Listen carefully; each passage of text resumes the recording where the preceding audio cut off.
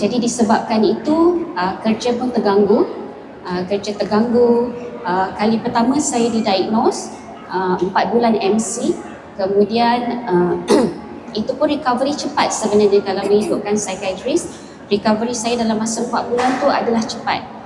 Dan saya didiagnose dengan 2 diagnose MDD, iaitu Major Depressive Disorder, dan juga Dysthymia. Dysthymia itu adalah Perpetual Depressive Disorder. Apa itu MDD dan Dysthymia? Kalau MDD tu kalau ada simptom selama 2 minggu berturut-turut. Kalau Dysthymia ada simptom 2 tahun tanpa henti. Okey, jadi itulah 2 diagnose saya. Jadi selepas 4 bulan saya start bekerja semula, kemudian selepas 1 tahun ada relapse, terjadi lagi. Maksudnya depression ni dia tak baik dengan sepenuhnya. Jadi selepas setahun saya relapse, dan pada ketika itu direct reporting saya yang baru dia tak boleh terima.